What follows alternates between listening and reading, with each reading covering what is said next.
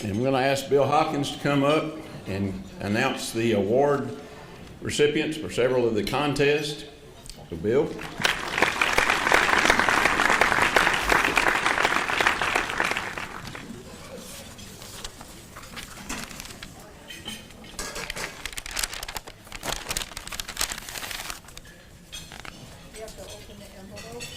I have to open the envelope, right? And this has been sealed in a vault. Let's see. Eventually, I'll get to the right one. And by the way, you should all have one of these things at your table place, and inside there's an insert that has information about the contest winners. And I want to encourage you, not necessarily while I'm talking, but at some point to point your phone at those QR codes, and they all go to places where you can see the entries for the various contests. So quite easy to do, and you can not only see the winners of the newsletter and video contest. Oh, actually, you can see all of the videos for the video contest, and you can see all of the photos, all 171 of the photos for the photo contest. The photos are winners are organized by ecoregion. It's on the second page of that thing. So we'll start with the Chihuahuan Desert. The winner of the Chihuahuan Desert's ecoregion is Lonnie Childs. Lonnie's not here today, but here is his certificate, and we're going to save this for him and mail it to him.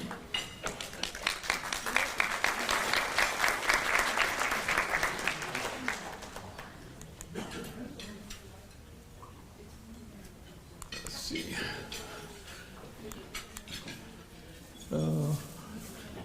I'm trying to click on this. There we go. It has a delayed action or something. The next one is the Cross Timbers chapter, which you can, and these are, you can obviously see that they're highlighted on the little map. And the winner of that is Tom Lebsack, and he is here.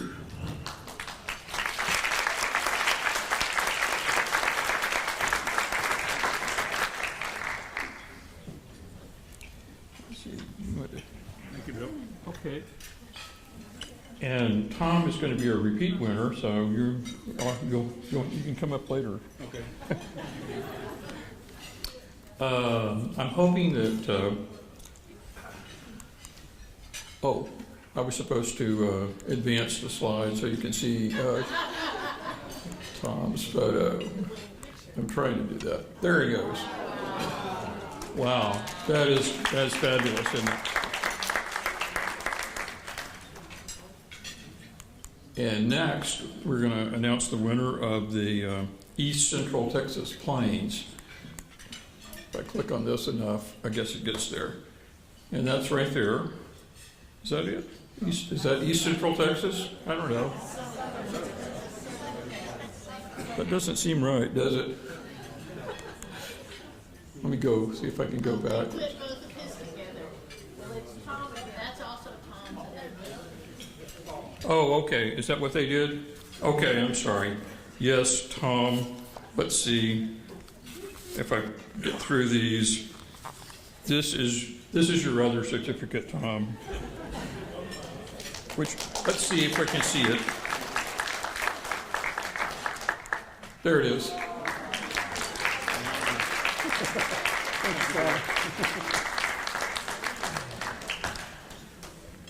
Okay, so they're not in order.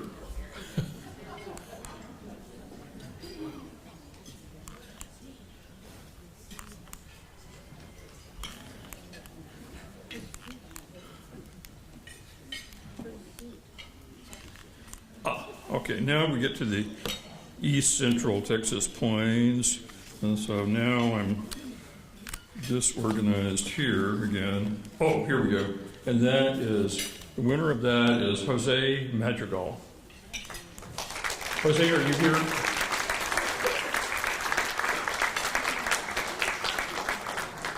And here is his Are you accepting the word for Jose? He's parking. He's parking? I can take it or you can wait. Let's wait.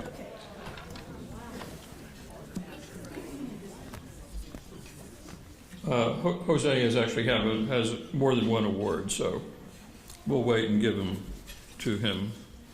All right. So I believe that maybe the next one is the Gulf Coast Prairies. Okay, and that's also Jose. We'll save that one for him. And so that's the winner of the Gulf Coast Prairies and Marshes, Gallardia Ochala. Let's see. I don't know how many times you have to push this button before it works.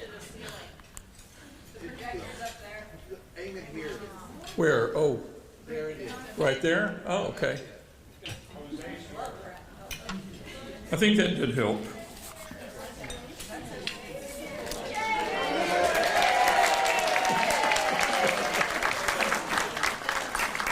Let's see, so do it twice. Come on up there. Oh, Jose! Yes, come on up here. Thank you. Thank you. And we have 3 awards for you. First of all, the Gulf Coast Prairies and Marshes and the East Central Texas Plains, and we just showed both of those to the group. Thank you so much. While you're here, unless you want to come up again. I know her. She came to one of my workshops. Oh, really? Wow, and she's a winner, too. Let's see. I have a third one for you here. Save you having to come up another time. It's all right. Okay. So, this is for the Best in Show for Jose Madrigal. Thank you so much. I'm so honored. I'm so sorry I'm late. Oh, that's okay. You got here just in time. Perfect time. Thank you so much. Thank you, Jose. Thanks for participating in our contest, and congratulations on your photos. He said, point it through the wall. Point it through the The wall. laptop is over there that you're trying to connect to. Okay. I see. Okay. So now I have the winner for the Edwards Plateau ecoregion. I'm pointing it through the wall. We're trying to. Oh, hey, maybe that worked. Okay, the winner for the Edwards Plateau is Winifred Simon, and I don't believe she's here. But Jose just mentioned that he knew Winifred and that she is actually a participant in one of his workshops. So this is her photo. And I'll save that one for later. And going on. Oh, this way.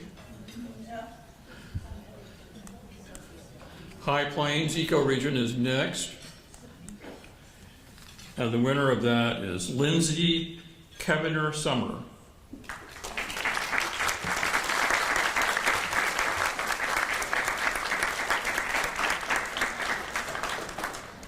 Wow, congratulations. Thank you. Lovely photo. Thank you.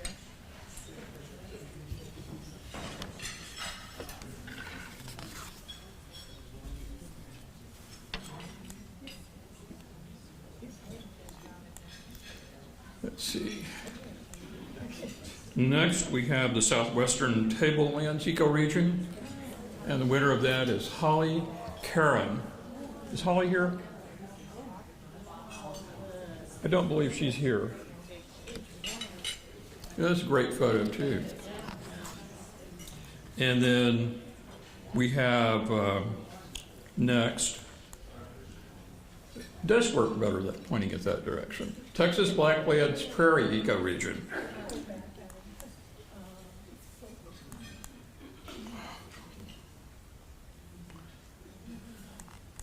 And the winner of that is Wilt Shaw.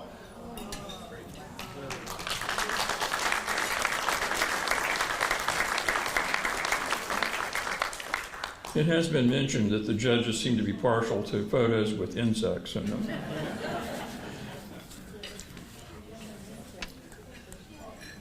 Next is Western Gulf Coastal Plain Ecoregion, or maybe hummingbirds too. The winner of that is Michael McGee. And Michael's not here. And let's see. I already gave Jose the certificate for the best in show, but here is the winner, his winning photo for that, which is a partridge pea with American bee.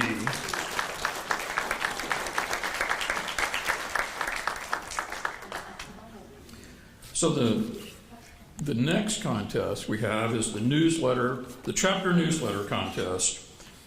And so I'm happy to announce that the winner of that is the John Worley, who is the editor of the Collin County chapter newsletter.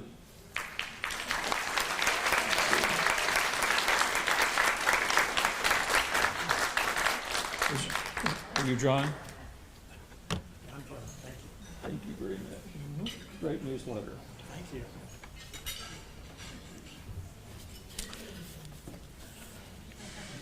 And then the final contest is the video contest.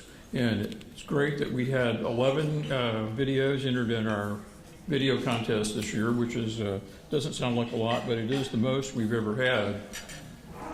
And you may be surprised at the winner. Peter Lewis. Who would have guessed that Peter is a great video? And here he comes. What I can do it, anybody can.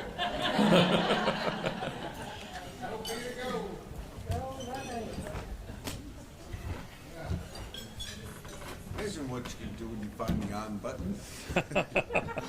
Congratulations, Peter. It was a great video, and please watch it. It's a small walking tour of the Watson Native Plant Preserve.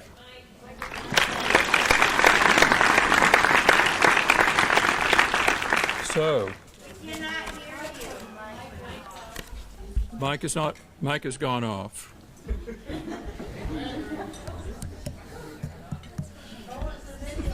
The mic went off. So, what? His video was a video of the Watson Native Plant Preserve. So that concludes our contest, and I want to thank all of the people that helped judge the contest. We had many judges. Their names are listed in that brochure insert. So if you see them, thank them for doing that, and hope you all appreciated the photos. The QR code there lets you see all the photos, and there are many, many other great photos besides those winners. So thank you very much. Oh,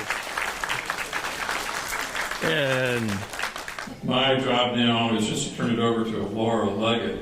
And Laura is the president-elect and I believe past president of the Hill Country chapter. All right. So, Laura, here you go. I'll let you deal with all of the issues. Thanks so much. And actually, you Can we can click probably it back put that in? in there, I guess. Maybe. Let's see. Does it click? Oh. Should click in there. Okay. Sound effects. Okay, I was really worried about having to speak Latin, but I'm more worried about this video. Let's see, I need to advance it. I am presenting the honorees of the Benny J. Simpson Fellows Award, and we have 5 honorees this evening. Benny Simpson was a co-founder of the Society. He was president of the Society from 1993 to 1994, and he was a lifelong horticulturist. This high honor is granted in belief that special recognition should be given for exceptional and dedicated service at the state or chapter level, and this honor recognizes this service and embodies grassroots recognition by members. Our first honoree this evening for the Benny J. Simpson Fellows Award is Fonda Fox from the Trinity Forks chapter.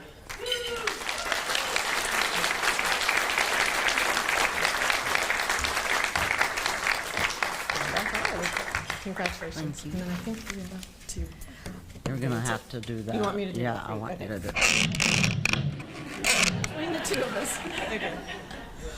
Thank you so much to the Society and members for this surprising award honoring me. It made me remember all the many things my late husband Marshall and I did since joining the Trinity Forks chapter in 1994. Between 2011 and 2018, I served in every single elected position on our board and have done 2 stints as hospitality chair, which I'm currently serving as. Next slide, please. Oops, that's too, there you go. After retirement, I've been able to help Marilyn Blanton with the Texas Native Plant Art Exhibition for 4th graders in the Decatur ISD. She started that to celebrate the first Texas Native Plant Week in October, and I've been able to help with judging art exhibits set up and reception set up for the children and their parents. Next slide, please. I have enjoyed donating my handmade jewelry to the silent auction at the symposium, along with many other items, for several years. And I've also helped at registration, silent auction, quilt raffle, and t-shirt distribution at symposiums. And I served on the 2010 planning committee for the symposium in Denton. Next slide, please. My husband was outreach chair for several years, and I helped him with that. We went everywhere from Hagerman National Wildlife Refuge to Gainesville, Colleyville, Roanoke, Fort Worth, Dallas, Flower Mound, and Fort Worth and Dallas. And this is downtime at a butterfly festival in Louisville. Next slide, please. The one project that I initiated was to our first year of participation in the North Texas Giving Day, which is a fundraiser online for nonprofits. I had someone else put this publicity photo on our Facebook page. My husband and I made a matching donation challenge grant to increase donations for several years. Next slide, please. I've mostly helped with our native plant sale, first as a volunteer, then as volunteer coordinator for 6 or 7 years, then being in charge of distributing unsold plants after the sale to other nonprofits. And I have even helped with a plant rescue, which I had to do by jumping up and down on a pitchfork in a square around a clump of prairie grasses until it was loose enough for me to pry it out of the ground. And I'm not a gardener or a photographer, but this photo of Indian paintbrush is from my backyard. And I love making a bouquet of flowers from my yard and taking them to all of our outreach events. And I could say, all of these flowers came from my backyard this morning, and I also had made up seed packets to hand out to the visitors at our booths. Thank you again for this award. I am deeply honored.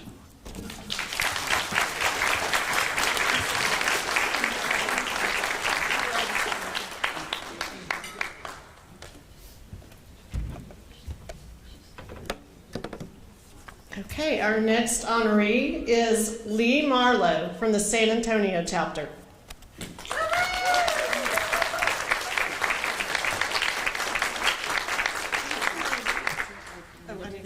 If you can do that, thank you. Someone's doing it for me.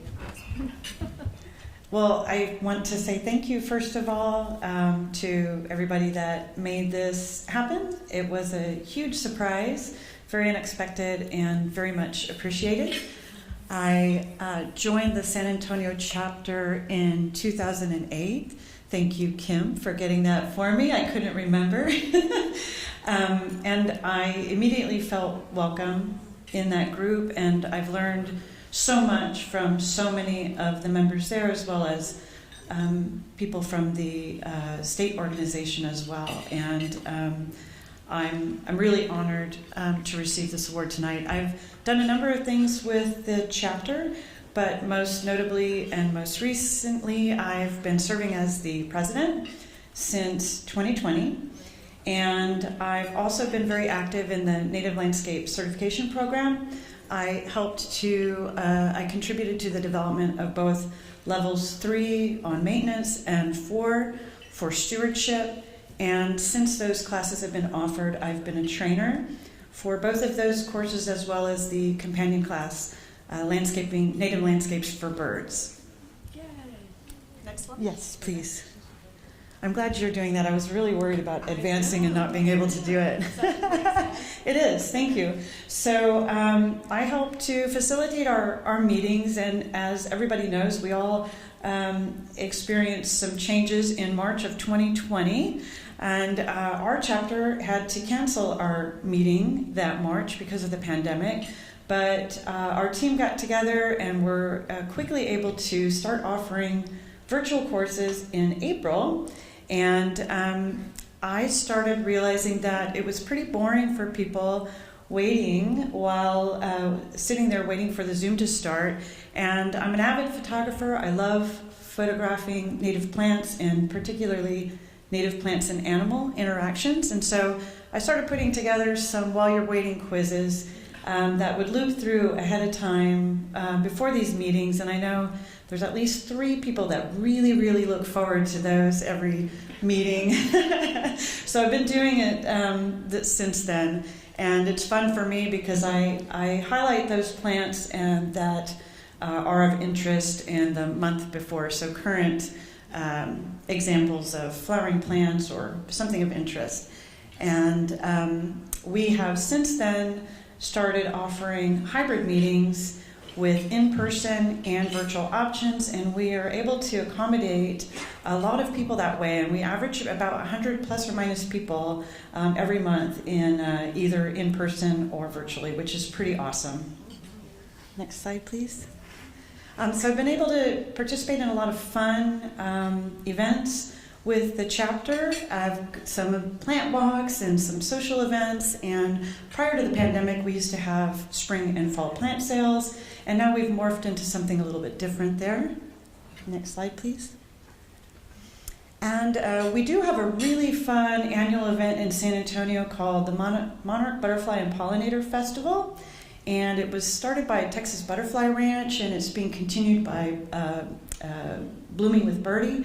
But it's a really fun event, and on the left we had an event where we had a plant giveaway. That was 3 years ago, but the last 2 years, the photo on the right shows how we've been able to offer interactive activities for adults and children, and teaching them about native plants and the importance of native plants for not only monarch butterflies, but pollinators as well. And so it's really fun.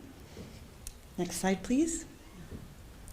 And then lastly, we do a lot of community support, and this is just an example of an activity where I led the effort for volunteers to support a really great facility in San Antonio called Haven for Hope. In workdays, they've got a pollinator rain garden there, and we went out and helped them to clean it up, do a lot of weeding, do some planting, add some fresh mulch, and just get it presentable. This facility helps to support people in the community who do not have shelter, do not have homes. They provide not only the shelter, but a lot of resources for these people to get back on their feet. And so I've really enjoyed being a part of the organization and really enjoyed the San Antonio chapter, and I'm very honored to receive this award. So thank you very much.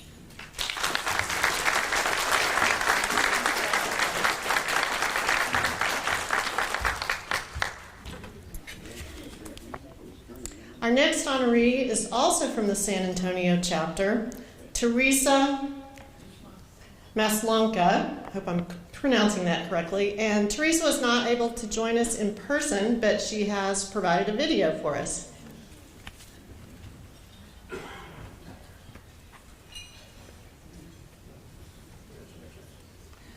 Which will be playing shortly, we hope.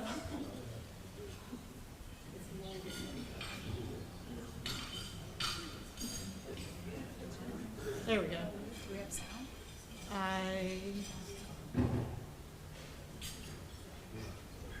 Working on the sound. Oh, I should put the play button? No, he said he's going to hit it. No, there it goes.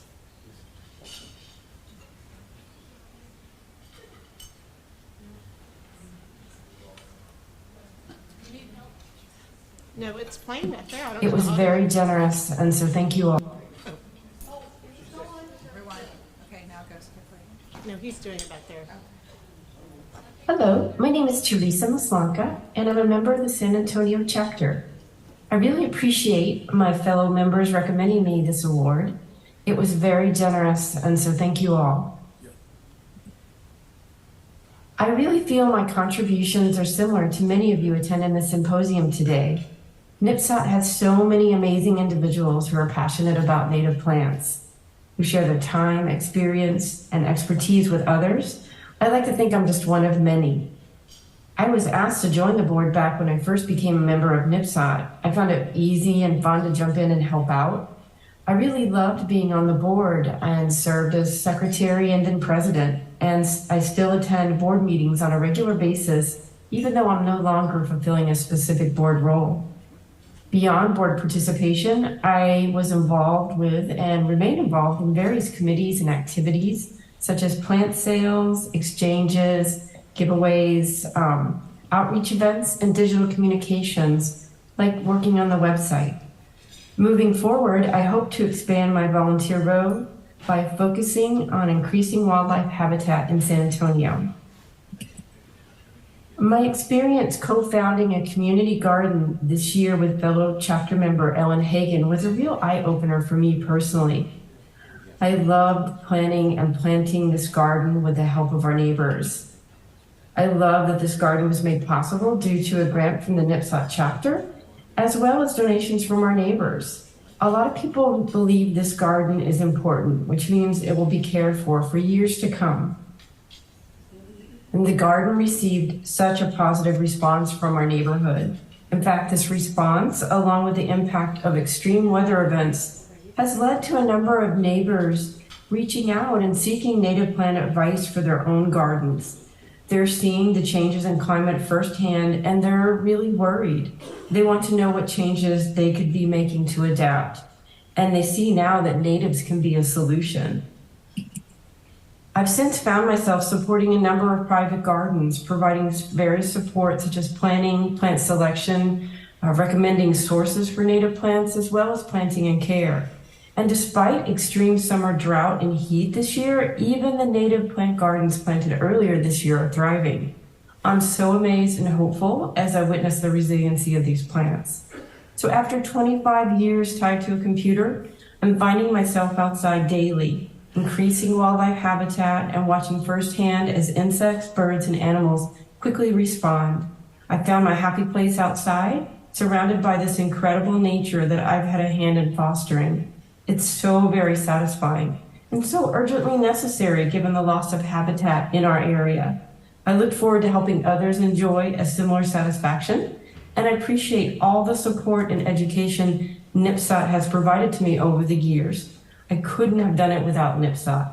Thanks again.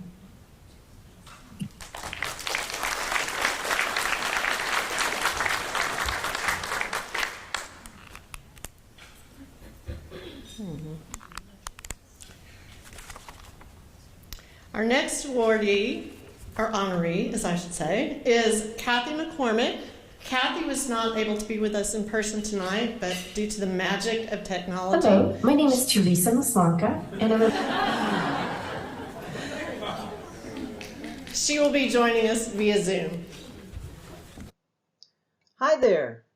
First, I'd like to recognize my native plant mentors, both in my own chapter and in other chapters.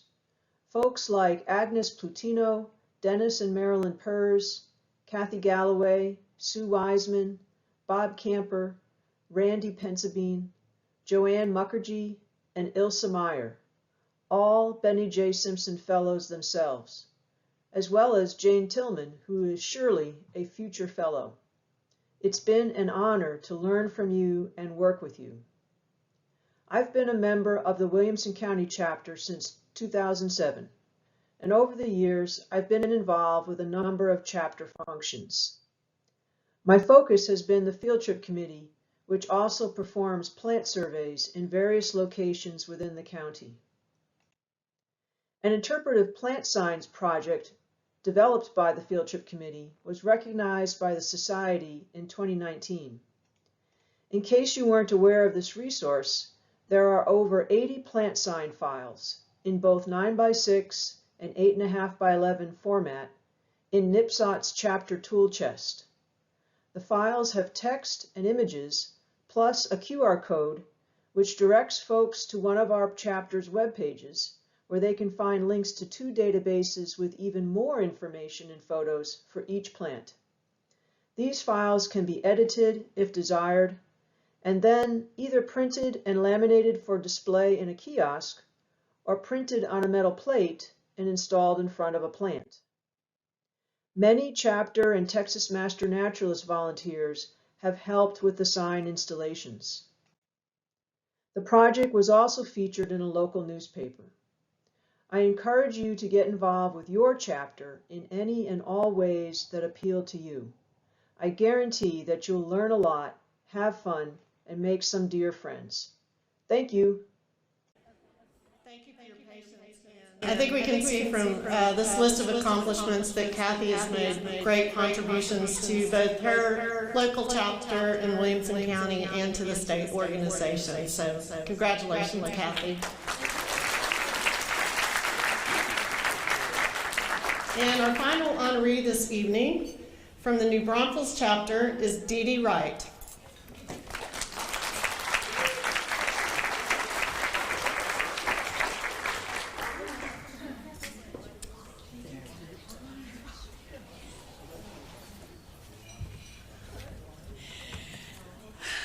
I hope it works.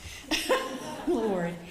I'd like to thank the Native Plant Society and also my wonderful chapter for this honor. It really is great. But this is something I could not have done by myself. It took a whole lot of people to get me here. I first joined NIPSOT in 1996 in the San Antonio chapter. And it was thanks to a wonderful person by the name of Lottie Millsaps that took me under her wing and guided me along. And I think without Lottie, I may have given it up and said, I'll go and do something else. So I give Lottie a tremendous amount of help. She was wonderful. For several years, I was in that chapter, and then I moved to Schertz. And so I commuted to their meetings on I-35 at night, which I wasn't real excited about, partly because I don't like to drive. And so this kind of is a recurring theme in what I've done. So I thought, well, maybe if I switched over to the Lindheimer chapter, which was in Comal County, that would be better. But then I discovered I had this long drive where I had to dodge Bambi. And I really did not want Bambi coming to give me a very close visit. So I thought, all right, there's got to be a better way. And that's when I thought, well, you know what? I'm living in Guadalupe County, and Guadalupe County doesn't have an IPSOT chapter. So maybe it's time to organize one. So thanks to neighbors and Master Gardener friends, we got the Guadalupe chapter moving. And the first picture up there was of Galen Harden, who was on the board at the time, who came to our very first meeting and talked to us about what NIPSOT could be. And obviously she did a good job because that little chapter began to take off. We organized in the fall, and by the spring we realized there were things we wanted to do, but we had no money. So the obvious thing for a NIPSOT chapter to do is have a plant sale. And there's the other theme in what I did. Plant sales. I've done plant sales forever. And thanks to Dr. Creech today, who talked about he wasn't a botanist, he was a horticulturist, I realized, I'm a horticulturist. That's what I've been doing all this time. We had successful plant sales over and over. And at the Corpus Christi Symposium, the Guadalupe chapter made sure that I got the President's Award, which I really did appreciate. And I had no idea they were doing it until they were talking about this person they were going to give it to, and they kept hitting plant sales. And I realized what they had done, and I did appreciate it. But then a few years, while I was there, we also began the NICE program with the Lindheimer chapter. We did a by-chapter NICE program, which was really quite good. You want to go ahead and...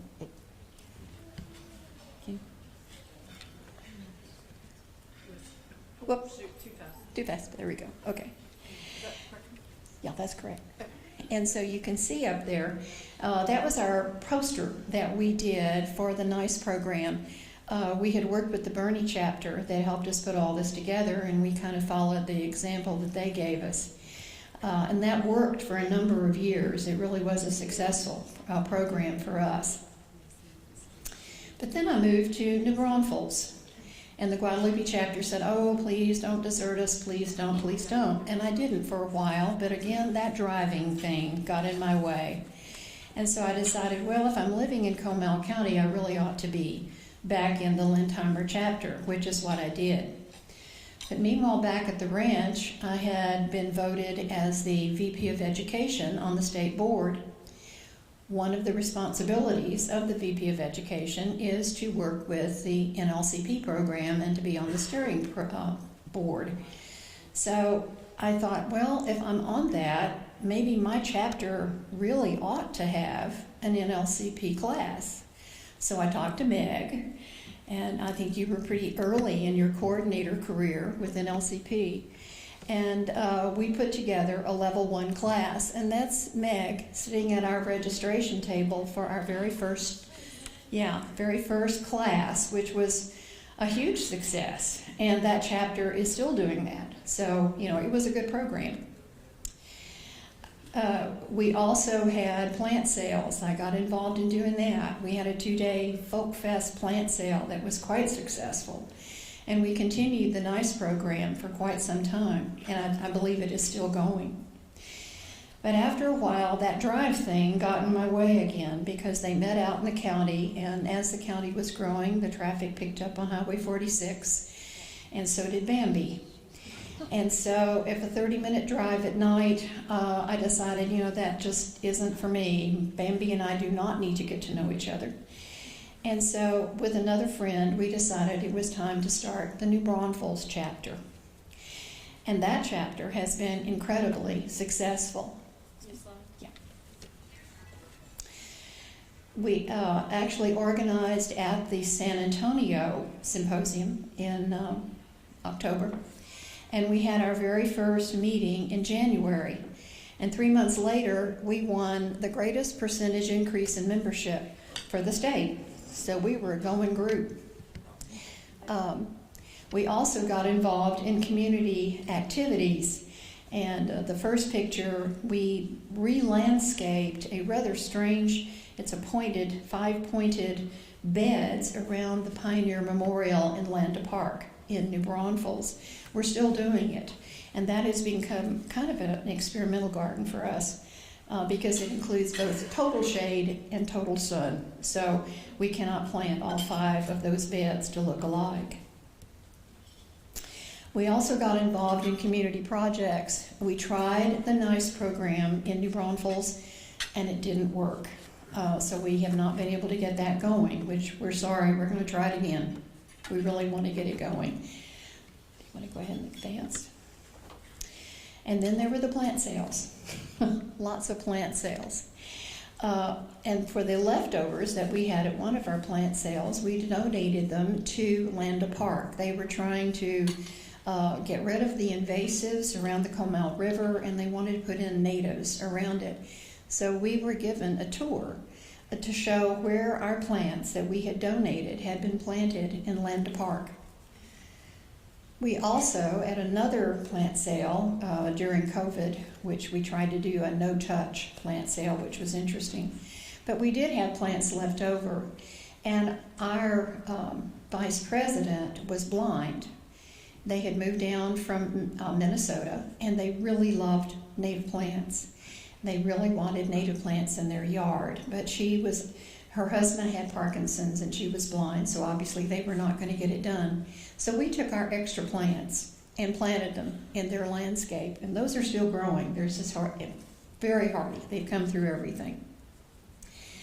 For Texas Native Plant Week, we have always given books to our libraries in Comal County. And so that was one of our book donations to one of the smaller libraries, the Westside Community Center. I'm going to go ahead and advance.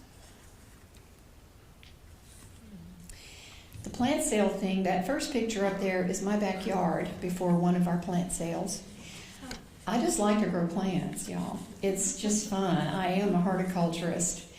And there is one of our, I believe that is the Earth Day sale that we had at Headwaters.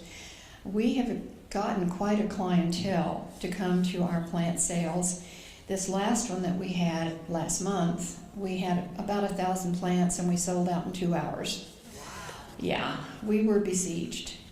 And we're trying to figure out how we can get even more plants. We're trying to get local growers to grow for us, and I hope we can get that going.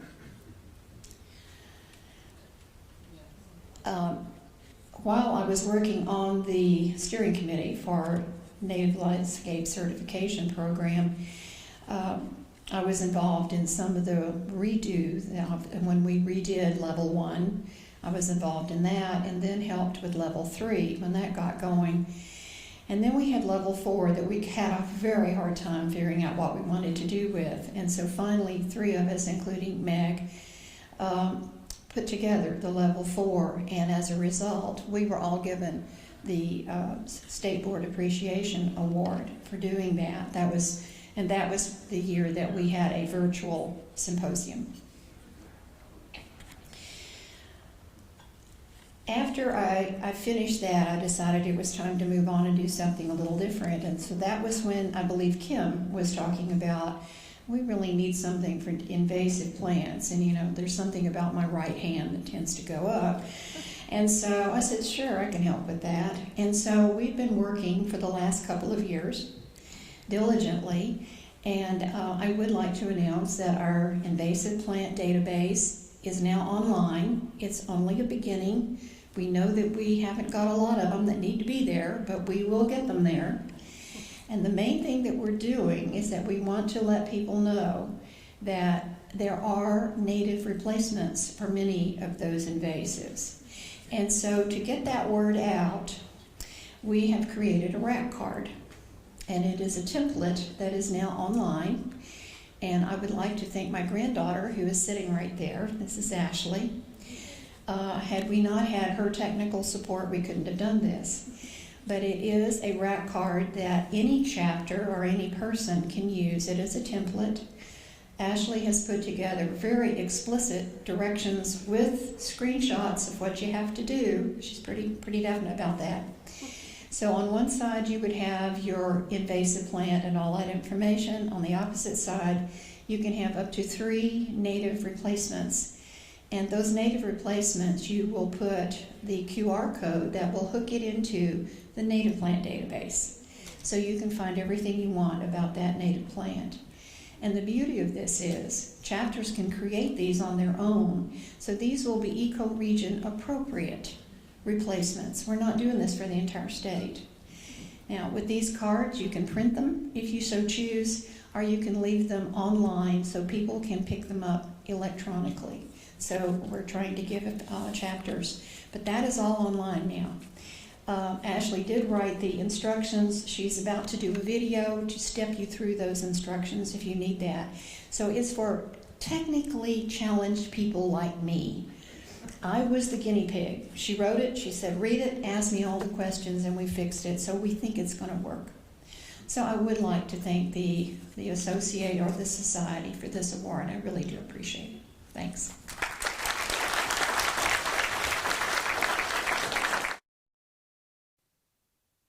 Now I'd like to introduce our immediate past president, Linda Knowles, to present her presidential award.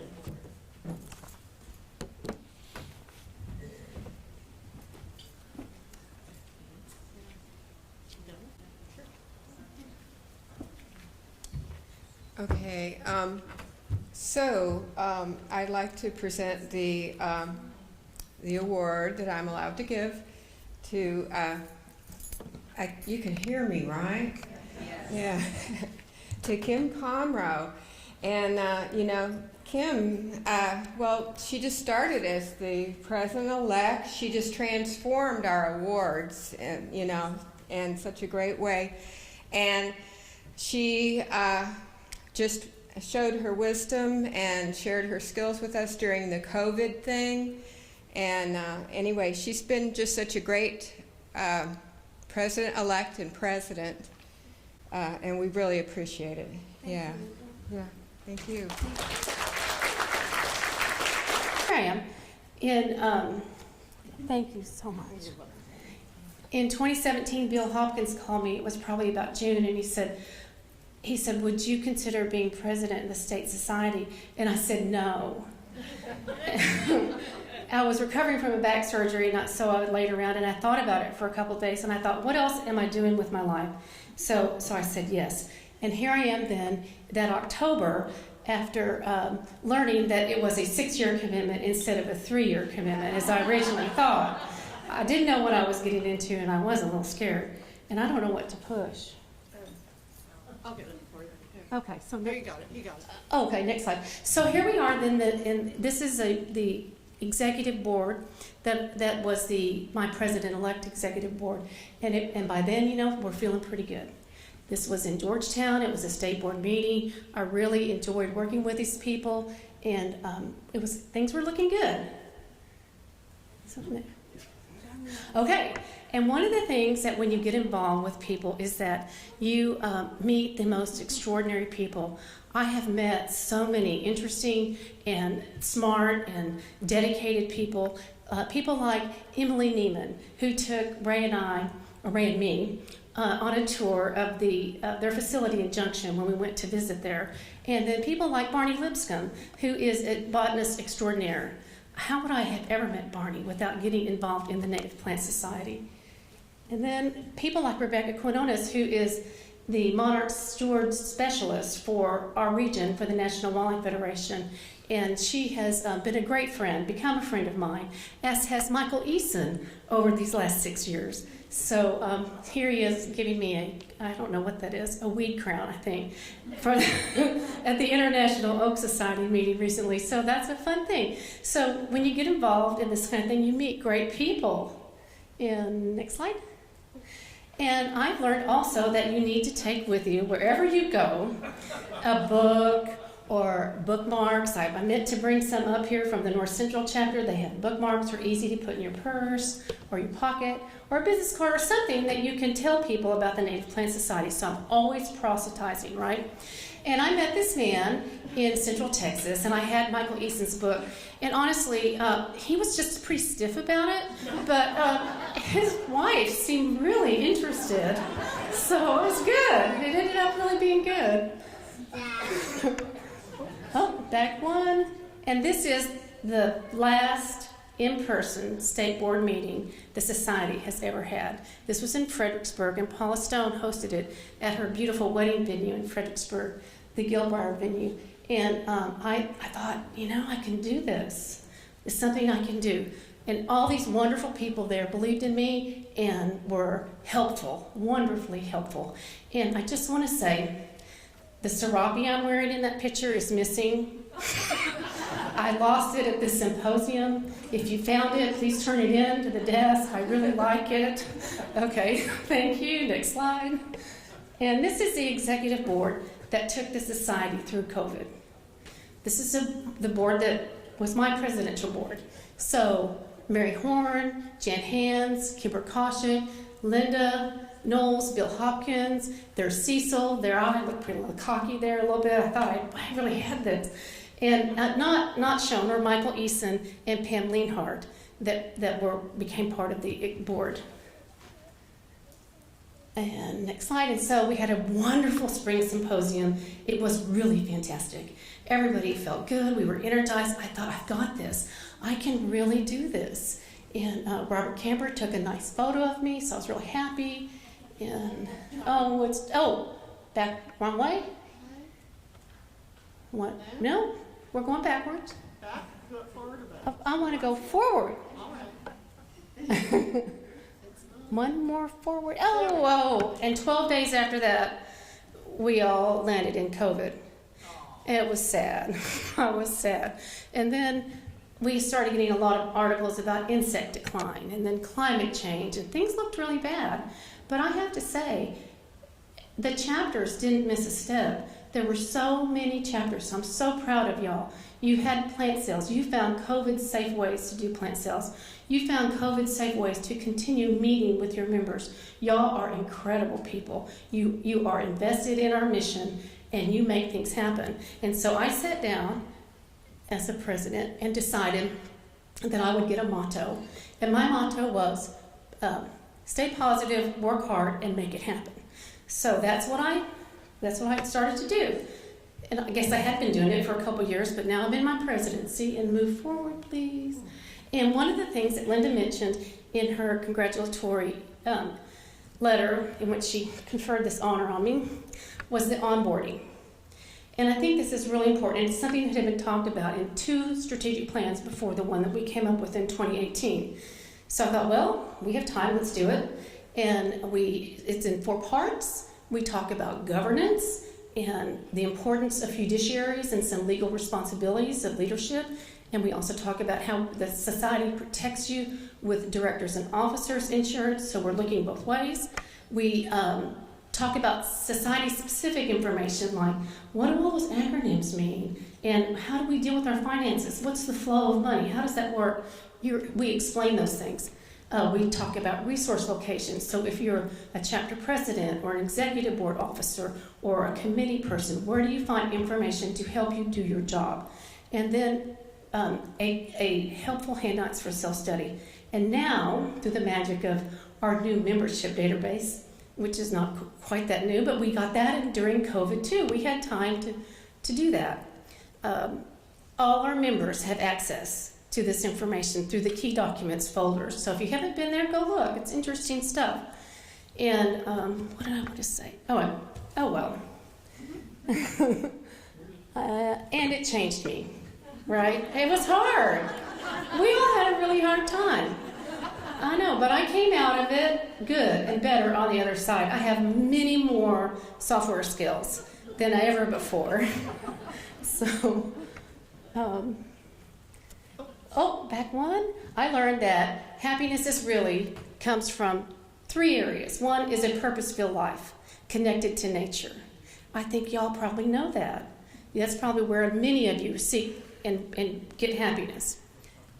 Also, happiness can come from a purpose-filled life in leadership. So if you're ever called, and you can do it, please say yes to working on a state committee or a chapter committee or being an officer at the state or chapter level. It's so rewarding. And you meet, I said, the most extraordinary people.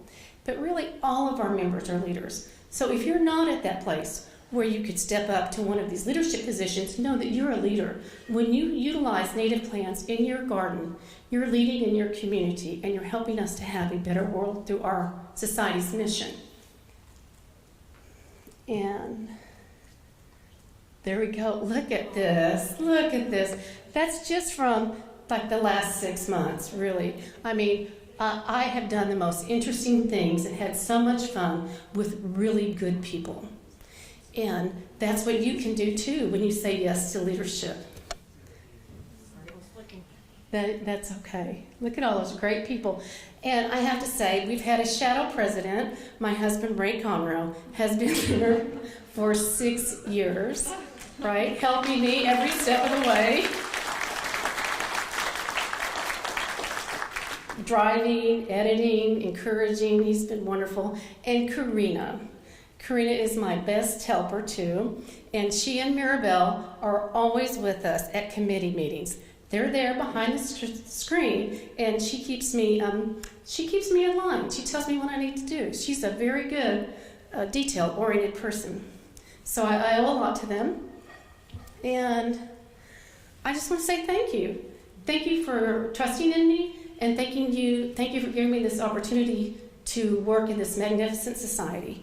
And I hope that all of y'all continue to stay members, that you stay active at whatever level is good for you, and that you get that 30-year passion pin. So thank you.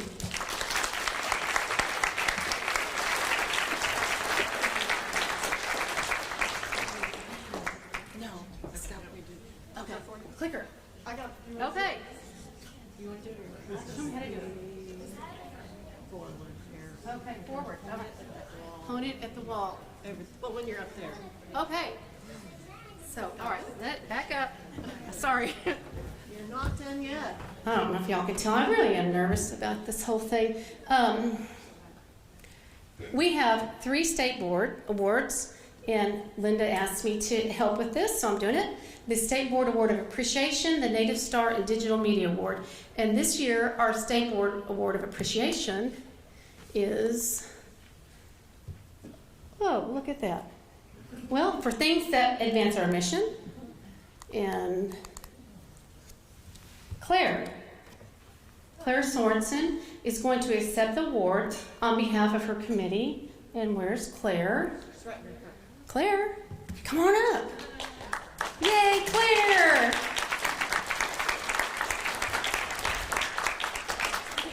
I know. Tell me when to move the thingy forward, okay? I don't know why I thought there was going to be a You thought it would be computer in different? front I know, of me. we all did. That's okay. That's perfect. I think I can see it. Okay, so I just want to say that I'm honored to receive this award for our entire team because I did not do this alone. So I want to thank John Leadhard, who is our database designer, and it was just wonderful because I felt like I could throw out an idea and he would put up almost immediately, very, very little having to plan. He could just put up whatever seemed to be in my mind. It was amazing. Stephanie Long, who was our website designer, Carl Hans, who scanned hundreds of slides taken by Paul Montgomery and donated by his family. I'd like to also thank Katie Stykes, who uploaded many of those photos to the database, Mark Richard, my husband, who helped to move and store boxes and boxes and boxes of Paul's slides.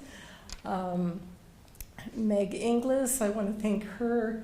She doesn't know she's on our team, but she is, because her leadership and her support really moved this forward. We couldn't have done that without her. And I want to personally thank the NIPSOT chapters with 40 plus years of collecting plant information that formed the backbone of this database, because it was all of your information that got uploaded to the database, and then we added to that. So now you guys get to see the fruits of your labors being used in another form, and for everyone to be able to share. Next. Okay. So the focus of the goals and the focus, the NIPSOT database is unique in that it focuses on Texas native plants and those plants that can be purchased at local nurseries or at NIPSOT plant sales, hopefully resulting in more native plants in more Texas landscapes. It also allowed all of this information that was dispersed amongst all of our chapters across all of Texas. The NIPSOT plant information that was spread across those chapters, we uploaded all the NLCB plant information sheets in one location, which, like I said, formed the backbone of the database. Next. That's okay, no problem. Okay, one thing I left out of that, I want to say another goal was to take that information and to support all of the NIPSOT programs. So not only to make that information available and easier to access by the chapters, by the public, but also by the chapters to help support all the wonderful programs that you do. So it's easy to access the plant information for chapters in the public, and we made it searchable. It used to all be in spreadsheets, so a little bit harder to look up information. We added tools, and this was with the help of the chapters. The minute the database went live, all these wonderful people from chapters had all these fabulous ideas of how to use it. It was very wonderful to watch. So to support NIPSOT programs, NLCP plant sales, NICE programs, web pages, and marketing materials. My personal goal was also to see it grow our membership. It keeps visitors on the NIPSOT website instead of sending them to other websites for plant information. So hopefully increasing our membership and our volunteers. So instead of sending them somewhere else, and they've got wonderful programs and people get their membership there, we could keep people looking for information on our website.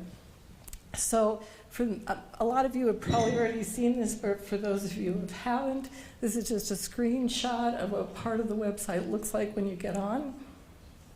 If you want to go next. So it's easy to access the plant information for chapters in the public. Like I said, oh, did you go back? Yep, that's okay.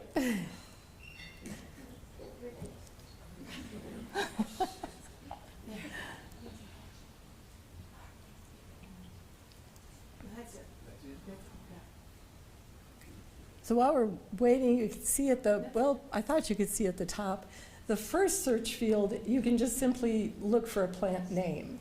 So you want to look up by scientific name, you want to look up by common name. We've updated it to all the most recent names and family names, but we also included what we call the synonyms, all the old names. So that way, if you're not familiar with all the new names, you can look it up by an old name and you can still find it.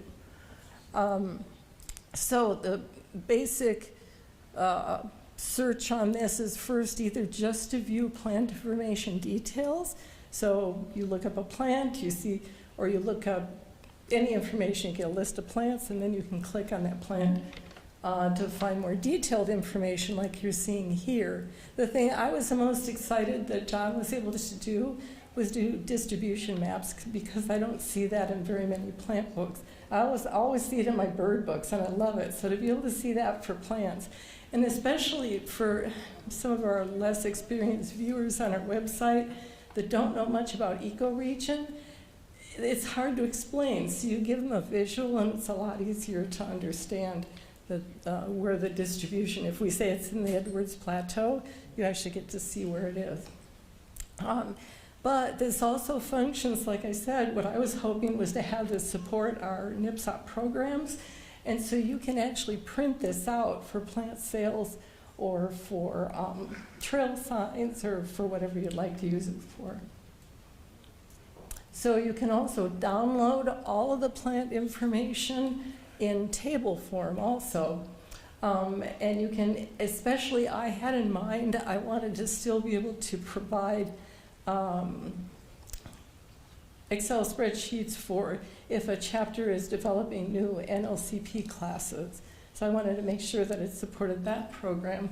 And you see the format that it's in now, you type in, let's see, your ecoregion. Unfortunately, we're trying to fix this. We still have work that we're doing on it. We want to be able to spread out those columns a little bit better. You can actually drag them so you can see them a little better, but you can type in the information, which ecoregion you'd like to see it for. So let's say your chapter is in the Texas Blackland ecoregion, and you say, I want to see, you know, all the trees of a certain size, and you can print out a list. Or you can just simply start with all the plants that are in your ecoregion, download it to Excel spreadsheet, and then you can manipulate it however you want for your classes. So that's really handy. We also have, do we skip? No. Let's see. Oh, right. I'm sorry. I'm having to look really far up here. We also wanted to support plant sales. So I know that a lot of chapters, when they have a plant sale, they create a list for their people who are going to come to the plant sale to see what's going to be available. So now, instead of everyone having to start from scratch with that, You can go to we can train you how to go to the database, choose all the plants that are on your list, put a little bit of code on a page on your website, and it'll automatically draw that information into your website and make this plant list for you with pictures. And then you can click on each one to open up the detailed information.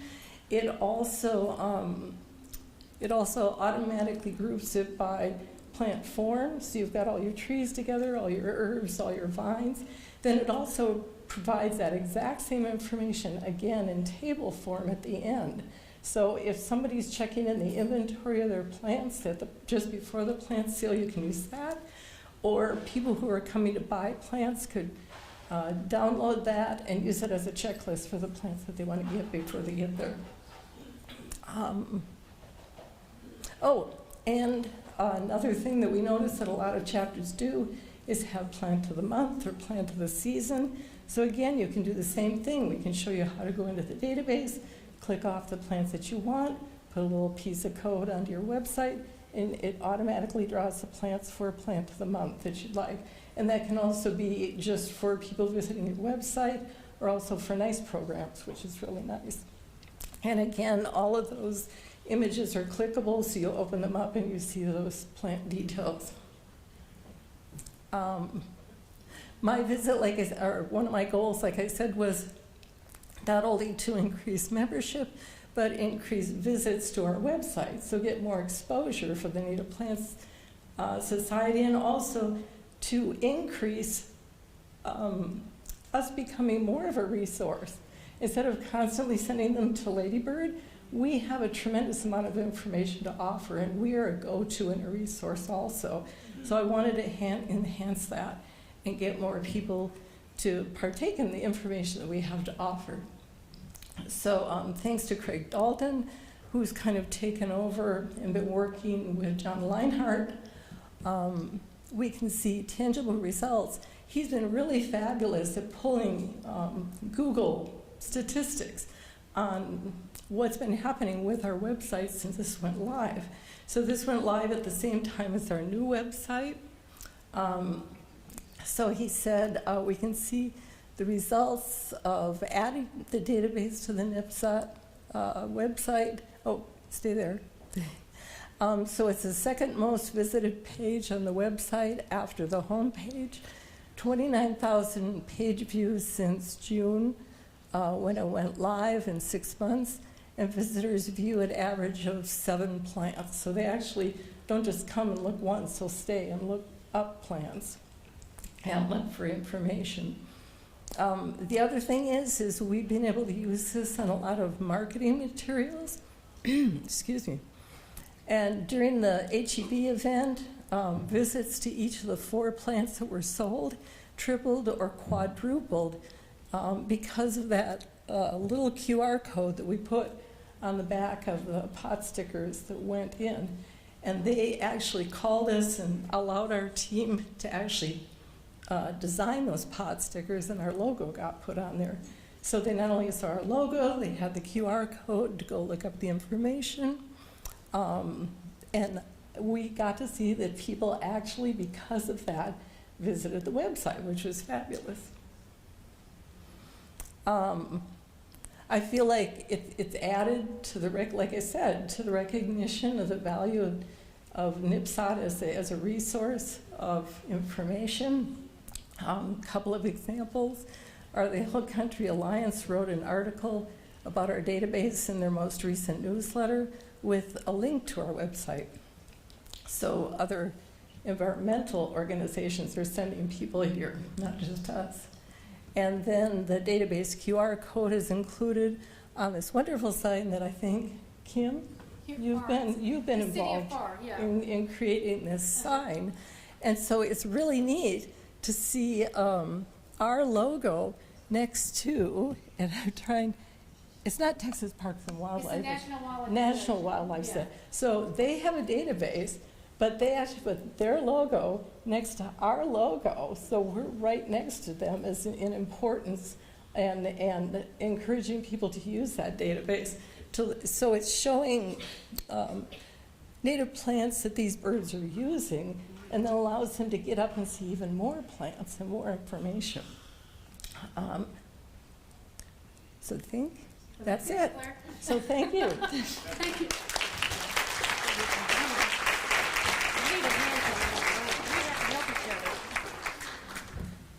Wow, that was a labor of love. They did so much work on that yawn. I'm glad it's so useful. The next award is our Native Star Award for a specific act of conservation or public service. And the Caddo Mounds Historical Site was awarded this for their Snake Woman's Garden. And Kim Benton is going to represent the entire committee. And y'all want to come up and be recognized? Or let Kim do that? Yeah. Okay, Kim's going to do that. All right. Yes, I get to have all the fun up here. Okay, so I have the great pleasure of working and hanging out at Caddo Mounds, even though I'm the county extension agent for horticulture at Cherokee County. But I get to spend a lot of time out at Caddo Mounds with my friends there. And Snake Woman's Garden started as a glimmer in Rachel Galland's eye in about 2017. And since then, it's turned into a beautiful team effort. We have a lot of art there and a lot of beauty and a lot of education.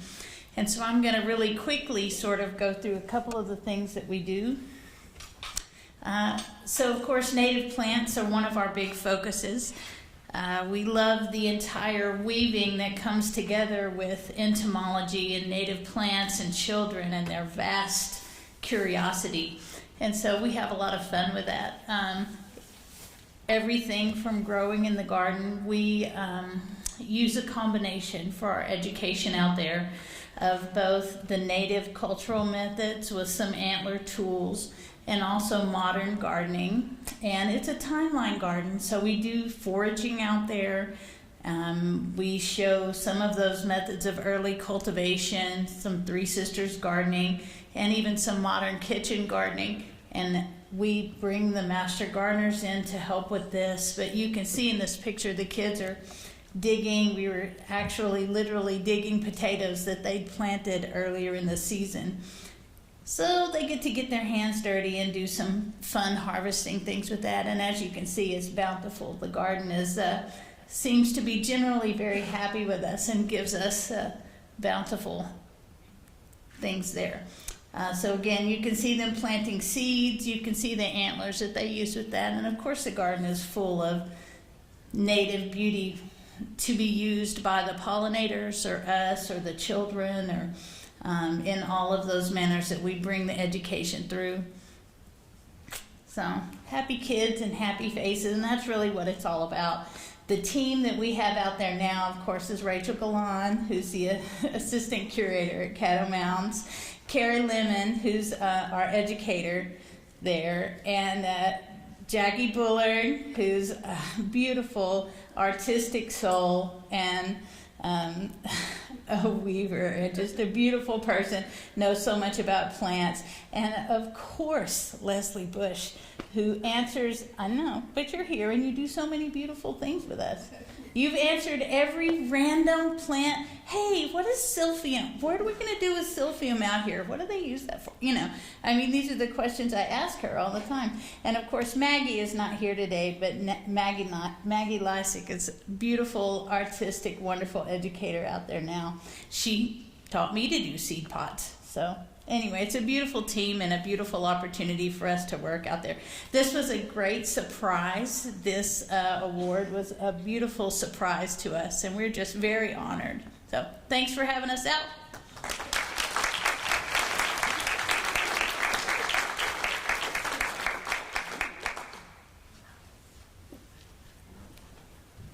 Oh, and there's the garden. It didn't look like that the other day. It was different. It was cold and wet, but so many people stayed out. If y'all haven't been to Caddo Mounds, please go. They have a replica of a Native American, the Caddo Indian dwelling. It's fantastic. And just by the way, our sign will be up there next to the Emmy that they won for a PBS award. So if you look that up, it's pretty cool.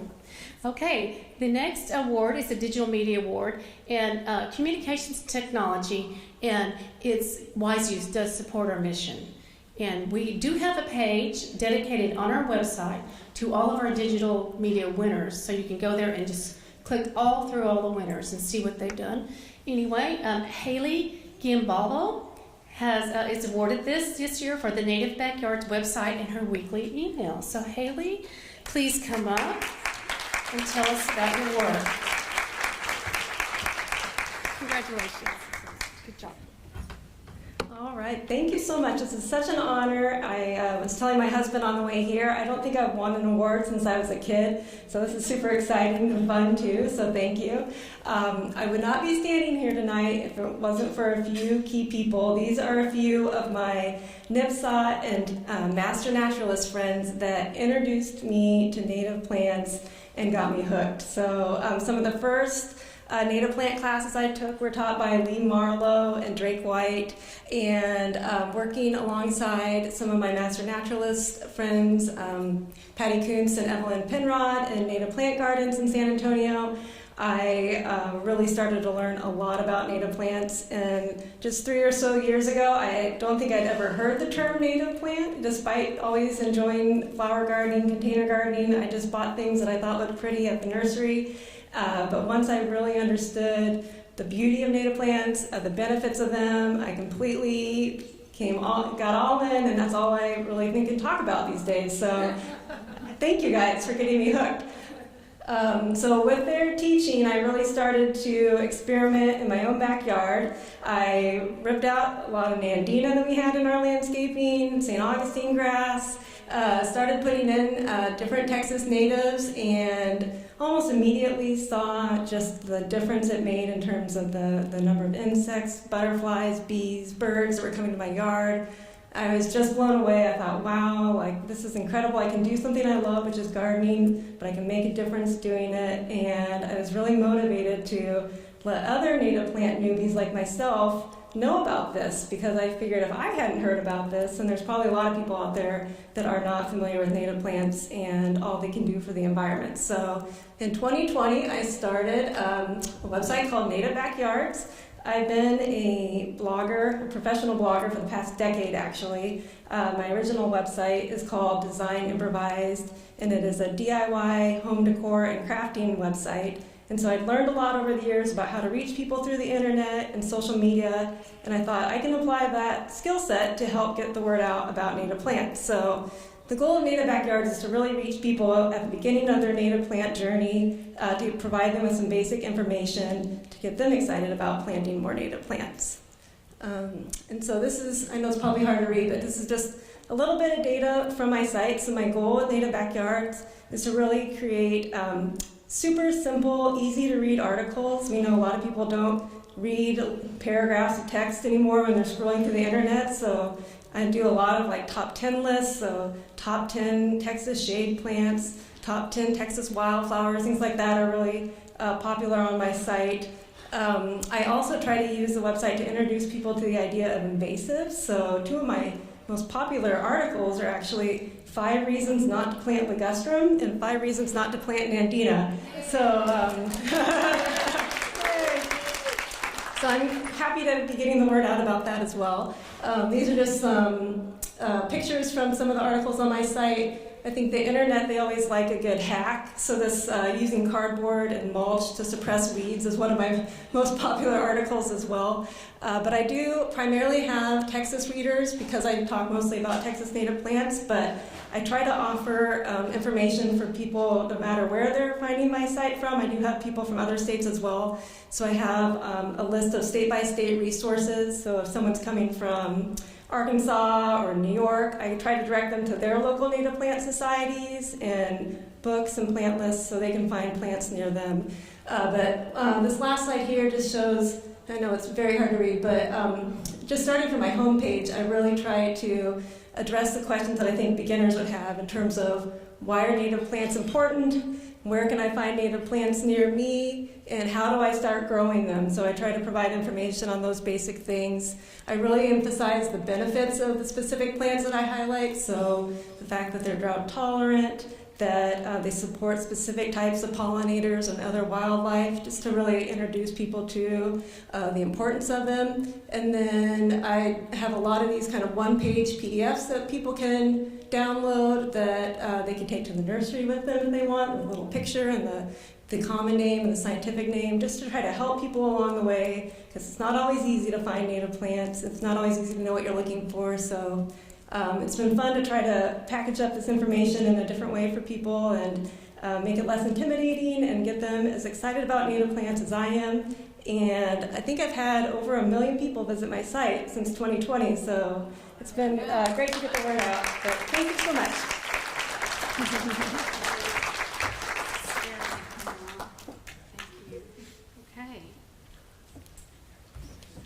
Okay, so now our memorial awards are going to be presented by Ricky Linex, our president. And Ricky, does somebody have the controller that they can click their? Bill's going to do that. All right, thank you. I need a hand.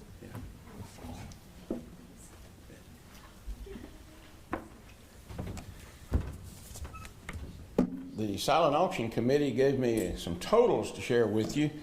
On 151 items, proceeds netted $2,886. So congratulations to the society, thanks to y'all. And this small print under the Memorial Awards, a little bit small, but as Hank Williams Jr. says, country boy can survive. So, let me find the right one here. All right, the first award under the Memorial Awards is the Mary Jo Laughlin Eula Whitehouse Award for visual art that illustrates, interprets, or promotes native plants. So welcome, Lotus McElfish.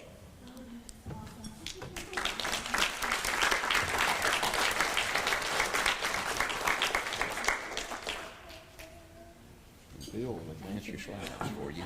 Huh? Bill sitting right there. He'll advance your slides. Oh, okay, thanks. Well, I'm just totally gobsmacked when I heard about the award, and I am really genuinely honored. Thank you. As a botanical artist, finding the plant is quite the challenge. Especially since they're rare and endangered is what I'm doing quite a collection of. Okay? And getting this award, I started to reflect, actually, just the incredible amount of people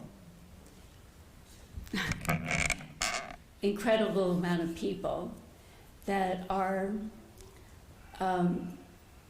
allowing these plants to be preserved. And my job is made a lot easier with you because I would probably never find the plant. And for an example, I just want to thank all these different people. The private landowners, this is such as David Bamberger with the Texas Snowbell, and then the Texas Parks and Wildlife.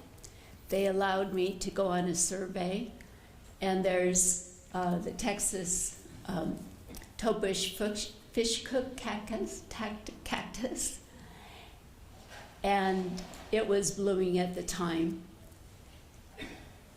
And then different organizations and botanists, organizations like the Native Plant Society, and the botanists that have certainly helped me in documenting a lot of these plants.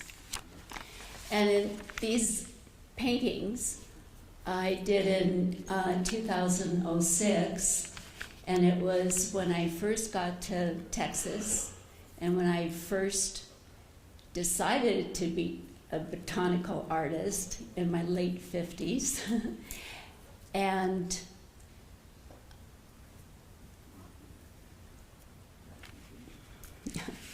I'll just start to read this, I think. You need a Country girl can survive. Oh, thank you.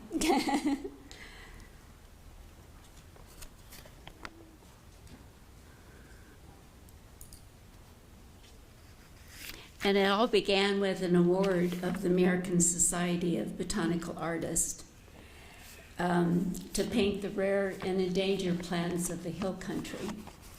So when I completed the award, though, I created a body of work of the natives and was able to start to document a lot of the wildflowers. And then my husband and I started to do many art festivals for our principal income. And I found our art festivals are just a wonderful platform for the average, to engage others and the natives. Next. And then the pandemic canceled many art festivals, and so I dedicated 2022 to do the federally endangered plants of Texas. And this is the composition that I created to be able to let the viewers see the aspect of all the research and the botany and my color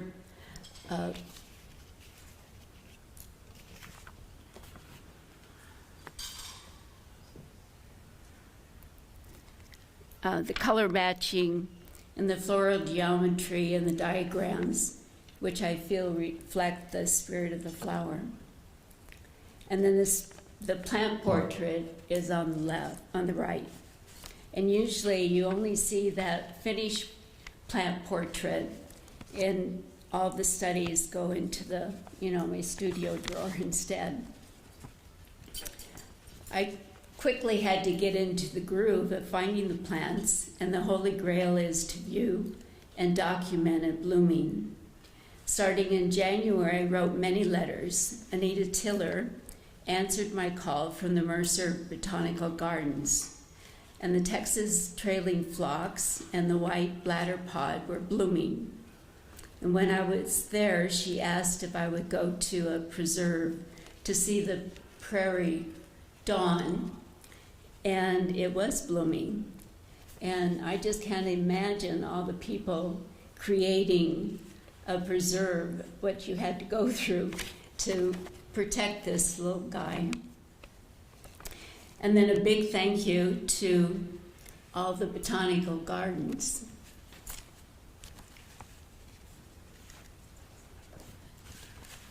Actually, this is the herbarium, so I'm thankful for the herbariums.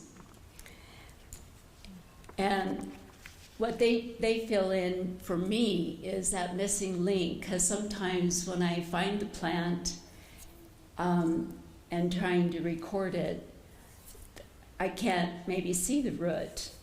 Or like in that first slide with the Texas trailing phlox, that I couldn't see how the habit was.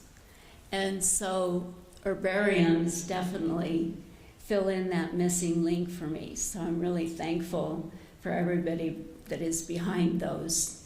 And this is from a private collection herbarium, and it is from Michael Eason, and of the once extinct oak, because sometimes the herbarium also is the only time that I can see a plant, and I might need to re-instruct the plant from the herbarium. Next.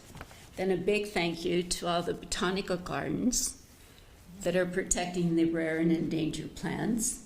And last year, Michael Eason became the Associate Director of the Conservation Program at the San Antonio Botanic Gardens, and he sent out a call for volunteers. I answered that. And when I first started there were just a few endangered plants in the garden itself, which really helped me with the quest of the endangered plants. And this is one of the plants, the Texas Ayana, shown here. And now there is actually a robust collection under this protection. Next. Last year, the curator of the Corpus Christi Center for the Arts contacted my husband and I for a dual show in April. This year, we called it the Texas Natives Endangered and Not So Much. My husband, Victor, had 15 woods represented in his sculptures, and exhibitions are another great platform to spread the word about our endangered and our natives.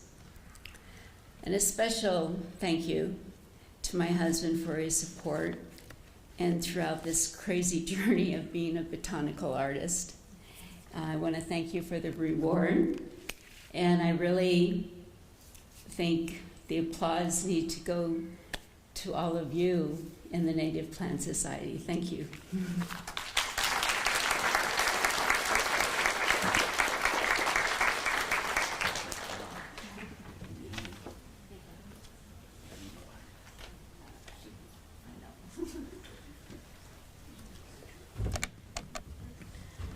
All right, our next award is the Shirley Lusk Award for collecting and preserving Texas native plants for public education, providing outstanding contribution of herbarium vouchers. This year's recipient, Ken King. Okay. Hello. Bill will advance your slides. Just point at him. He's sitting in the doorway. Who's Bill? Okay. Well, we didn't get to. Okay. Well, thank you so much. This is a great honor, and one of the where the meaning of this award is deepest with me is that it is a memoriam award to Shirley Lusk, and Al and I both were privileged to get to meet Shirley many years back at one of the NIPSOT meetings, and just someone that just had a great affinity to right away, like a favorite relative.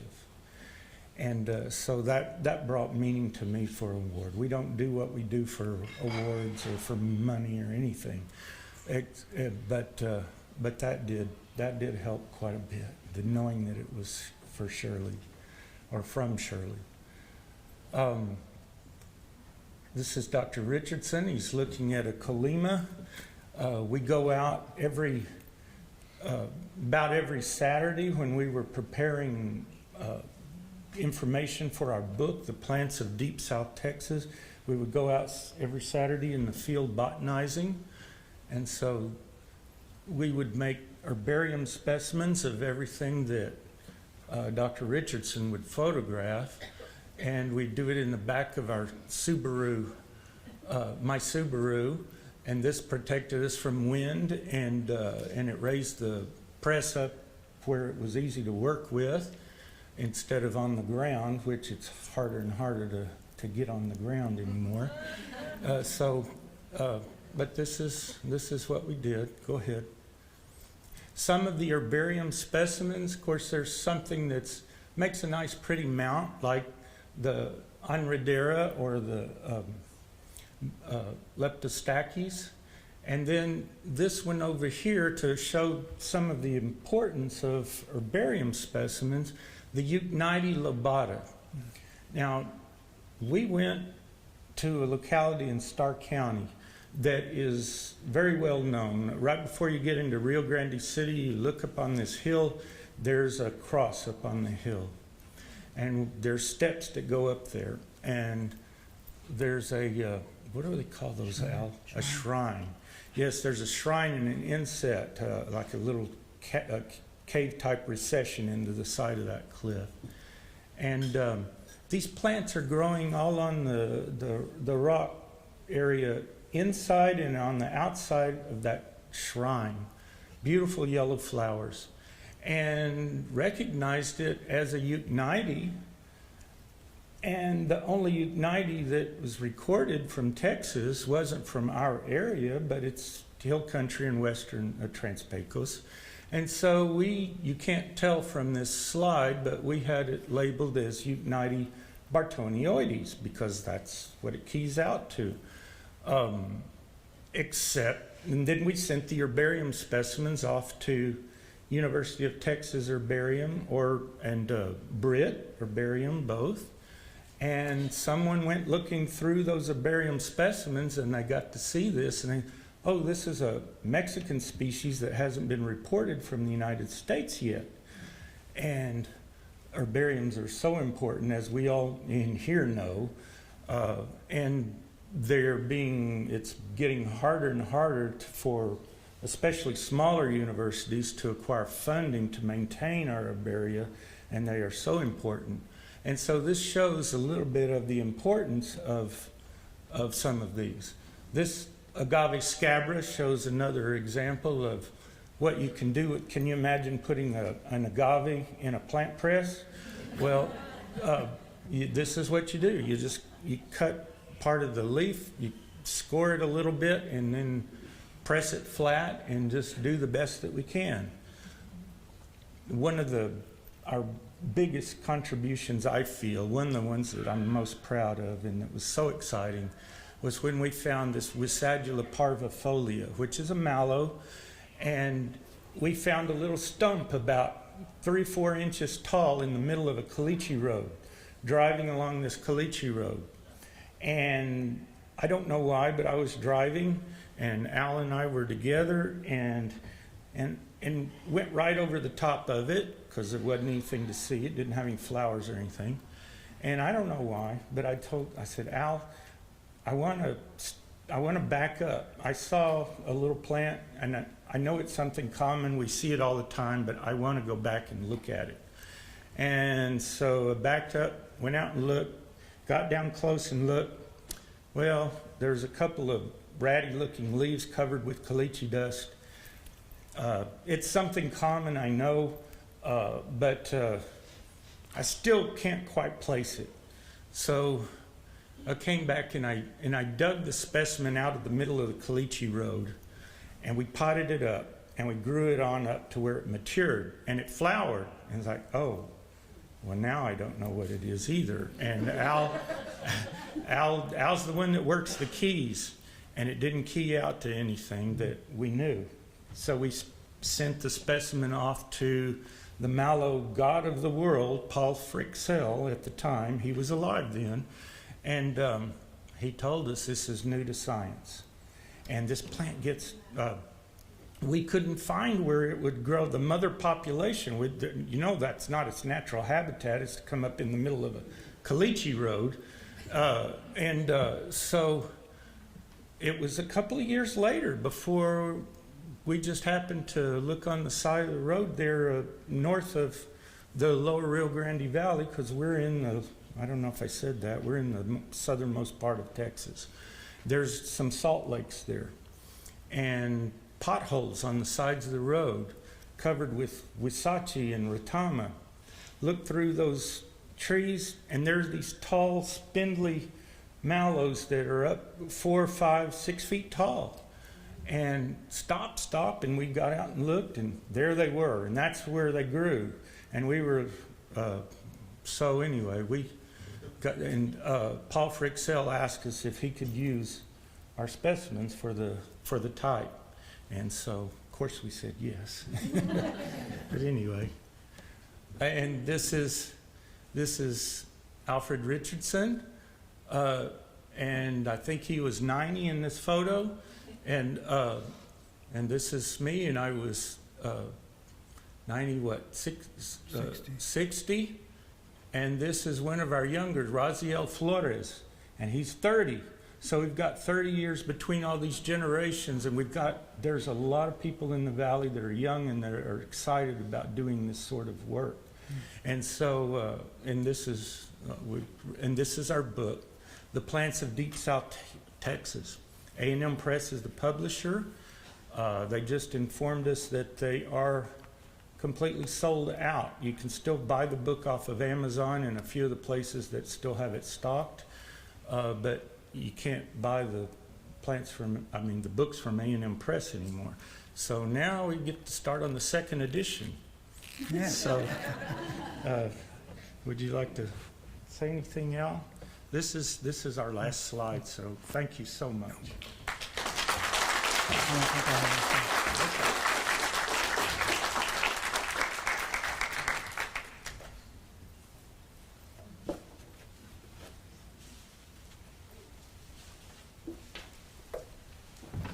Thank you both.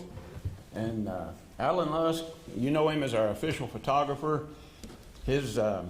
Alan's the son of Shirley Lusk, and Shirley was the great niece of Julian Rivershone. So if you've seen any plant collections, Rivershonei, he collected plants from the late 1860s till he passed away in 1905. Alan's daughter, Shirley's granddaughter, Catherine, is here with us. Catherine Lusk, would you stand, please? Thank you. We have botanical royalty in our midst. All right, the Carol Abbott Award for writings in the popular vein on Texas native plants is going to Lynn Weber and Jim Weber for native plant host for Texas moths. They couldn't be here today, but I believe they have a video. No video? Nothing? There we are. Okay. Why moths? Well, y'all can read that. I'm not going to read it to you. It is a great book. Okay?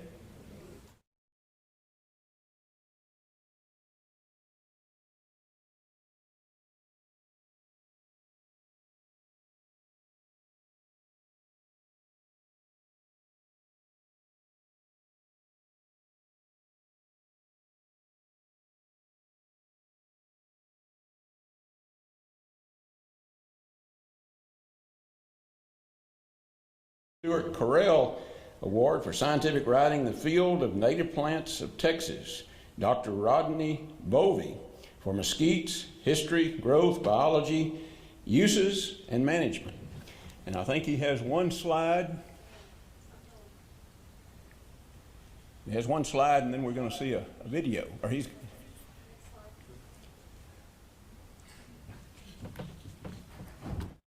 I'm Dr. Rodney, retired researcher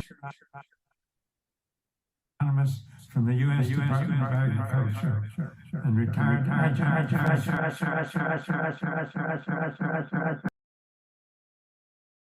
from Texas A&M University. First, I would like to acknowledge and thank the Native Plant Society of Texas for the Donovan Stewart Cornrow Memorial Award for the mesquite book that's shown here. Secondly, I would like to indicate my background. I was raised in Idaho on a farm, and I attended the University of Idaho and completed the BS and MS degrees in agronomy with a minor in agricultural chemistry. Upon completing these degrees, I was hired by the University of Nebraska as an instructor in agronomy, and I was made project leader of the aircraft and agriculture use and given the opportunity to work on a PhD program.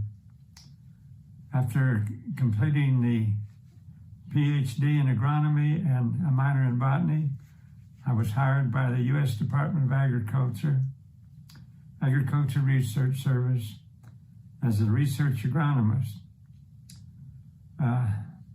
Then upon my retirement from the USDA, after 30 years, it enabled me to finish a lot of research papers and this book. Our research indicated that there are 44 species of mesquite in the world that occur in the warmer areas of the world, and about 30 of these species are native to South America. In Texas, we have honey mesquite mainly. There are several others, but that's the main one. And in Arizona, New Mexico, velvet mesquite is predominant. These plants are unique in that they have a tremendous root system. Roots have been found as deep as 40 to 50 meters in mine shafts, and the lateral root system up to 20 meters in length. This gives them the advantage of soil moisture, surface moisture, and deep soil moisture. The plant also fixes nitrogen for its own use and is able to survive in severe drought or poor growing conditions. Water and nutrients can also be brought up from deeper depths by large mature trees for the use of the mesquite itself and for surrounding plants.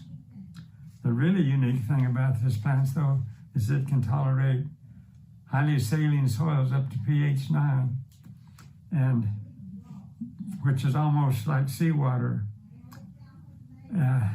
And they have been imported in many parts of the world to prevent desertification and to grow where other plants will not grow.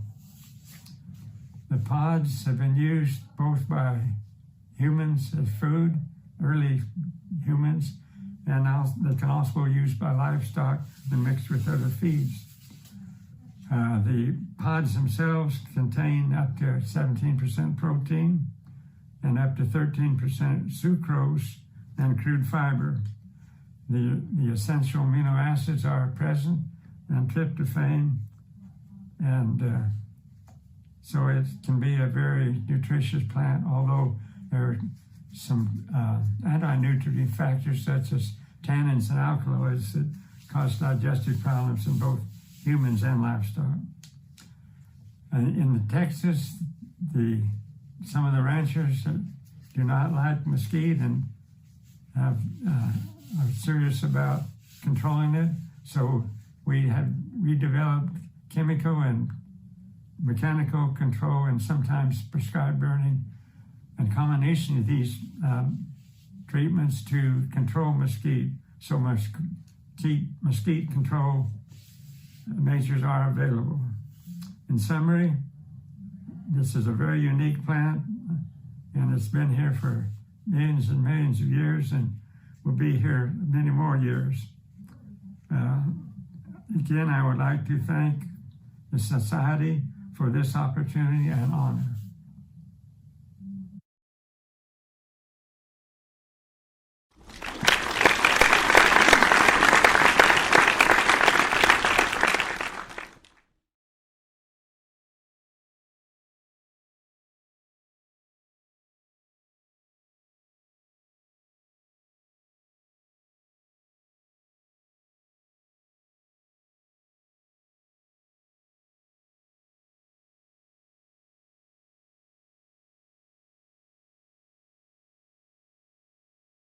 This award for the team, because it definitely was a team effort. And I would also like to thank the society members, especially the chapters and the state board, for donating to SABOT, San Antonio Botanic Garden. It just continues it allows me to continue this sort of conservation work. So I would like to thank all of y'all for your donations to the garden itself. Thank you.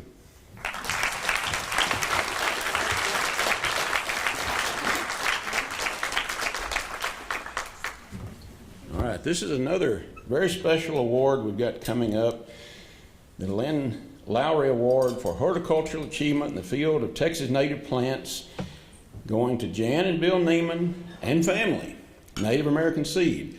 So is Jan and Bill, are they able to zoom in? Emily's here. Well, Emily's our backup plan. Yeah. Good evening. Okay. Go ahead, Bill. Okay, I like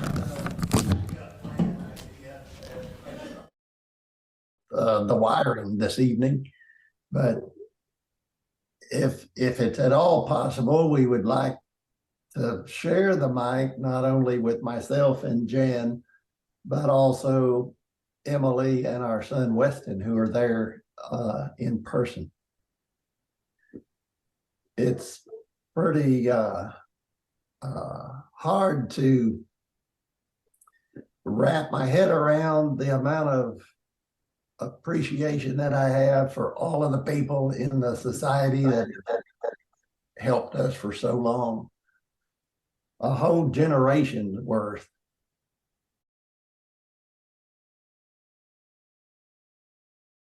So we're gonna run with it.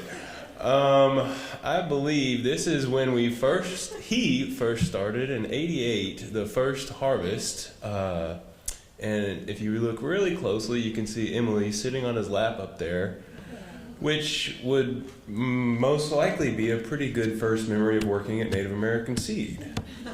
But my first memory at Native American Seed was when I was 12 years old with a buddy of mine moving side rolls in 115-degree summer heat of Junction, Texas, and my first dip of Copenhagen and a few pukes about a couple hours later. But I think the main point that my dad was trying to get across is that this is not just a lifetime of work, but a multitude of lifetimes. If you see everyone that has contributed and helped each other out, the whole idea is that we are trying to rebuild ecosystems or protect ecosystems, and all of that starts with plants because they're the base of the food chain. And with the ongoing challenges that we face as a society and population growth, sometimes it's good to just reset and look into getting back in touch with nature and earth, and starting with something as small as the seed. You can see that over the years, my dad started, I think when he was 17, him and his dad didn't quite get along, so he moved out and traveled the country and decided to commit his life to rebuilding prairies. And it has taken him all across Texas and the United States. And can you go back for a second? And has learned over those years that you can make a difference in just about anywhere where you tread, as long as you tread lightly. And forward again, please. And throughout the years, we've learned that what we're doing is not conventional crops. It's not something that's wide stream. It's not something that's known by all, so that we're going to have a lot of failures throughout what we're trying to do. And throughout that, we also get the chance to hit a home run every once in a while. And so in here you can see I think this is this year's Indian blanket harvest, where we got over 5,000 pounds, and I believe that one has about 300,000 seeds per pound. So you're talking about, 1.5 billion seeds that we're providing to nature this year. And it does take a whole team. We have 9 H2A guys from Mexico that we're now trying to come up into the 21st century and into technology, which, as you can tell, we're all struggling with.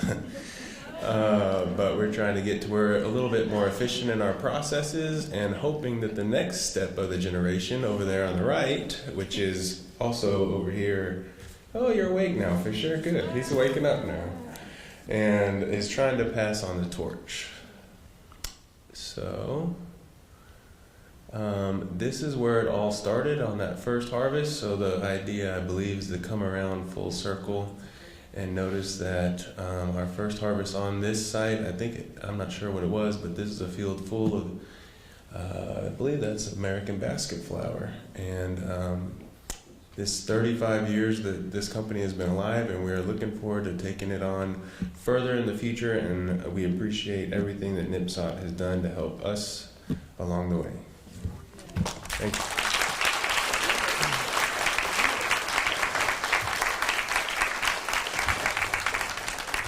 Do you have anything to add?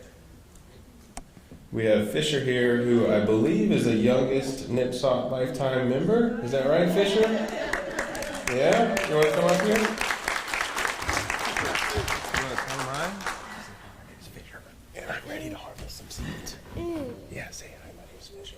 Oh, okay. Well, he's a little stage fright. You want to wave to him? There we go.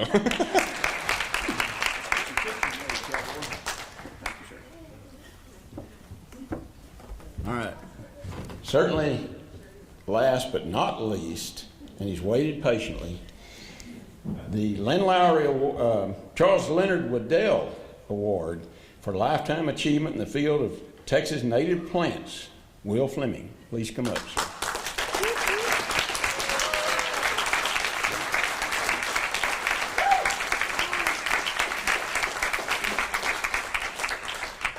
Will, advance your slides, sitting in the doorway over there.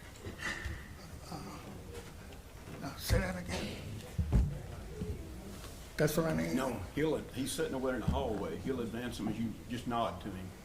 Okay. So this is a recent Oak meeting when I met Kim, and it's about a month ago, maybe not that long ago. Can you hear me? Yes. Okay, good. And I'll remember in part because of a lacy oak we saw that was several times bigger than I thought it would grow. And then a composite that I never knew. It's in Michael Eason's book. That's barefoot. And I don't know how I actually missed it. Except for once consciousness always changes. And I have to think about putting them in people's gardens. And in a lot of ways, I've lost all my horticultural perspective because I think most things are worthwhile in gardens. That's Lynn Lowry. And I did not get that slide from Dr. Creech. So I got to Texas when I was 29. And in a sense, I had to get out of town where I was, not because of anything legal. And no, anyhow, I went to Bill Basham at the Houston Arboretum, asked for a job. And he said they had no money. And I should meet Lynn Lowry, he was the man. And so he was up near Conrow, behind a place called Tamina. And I got up there and, I had to wait for him to come back from work. And I walked around the nursery. And the secretary, who I became good friends with, she was afraid of me. She wouldn't come out of the office. And the foreman, who had a lot of influence with me, Nolan Guillot, he came in later and told her he hired that guy. Anyhow, I was prepared he was expecting me to come, so I stayed around, and I pretty much stayed around to tell him I was going to work way up here near Conrow. And then I met him, and he said, he was pretty disarming. He said, "Can you ball and burlap?" And I said, "Yeah. I pin a little bit slow, but I can do that." And I told him I like plants. And he told me, you can make more money as a carpenter, but we could use you. And so I hired on with Lynn Lowry, really not because of native plants, but because of who he was. He was a remarkable man. And I'd had a lot of jobs, and he was really refreshing. Anyhow, he told me I could learn a lot of plants, and they were really good years for seed, for a couple of years. And we went all across the escarpment in the hill country. We went down to South Texas and across East Texas. We collected a lot of seed, and he would go with any excuse. And I remember once I told him, I can't go this Saturday because I got to do my laundry. And he told me, so the women at the laundromat, they're just dying for your business. The wash and fold people. And he was right.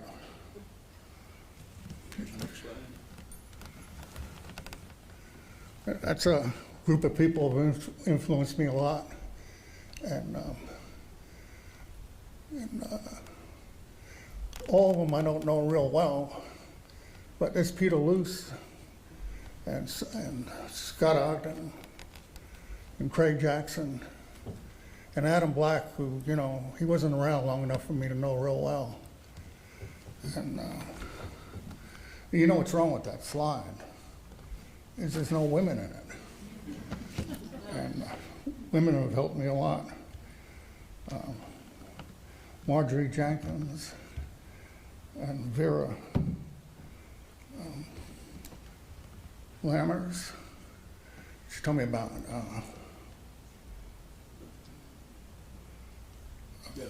rapeseed.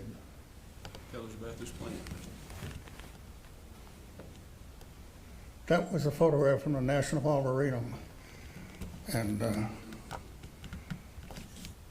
you know, we had just been to the American Museum, and not the National Arboretum, the National Botanical Garden. We had just been to the Indian Museum. And what was really exciting there were pawpaws and fruit all around the museum. And I've been told decades ago that the National Botanical Garden wasn't worth going to, but they had a really good Piedmont planting. And, you know, a good many of the plants were clones. There were selections of native plants. And I'm not real critical of that, but that's probably what they could get. It was a good planting, and they had a good pollinator garden too. Anyhow, in the Central Park, there were 2 Will Fleming gill ponds. And I didn't even know they'd be cold hardy up there. And there was another gill pond that Tom Dodd had grown. And it was a good experience. So that's a picture of a garden in Houston on the right. And you can see there's a table and chairs down there. And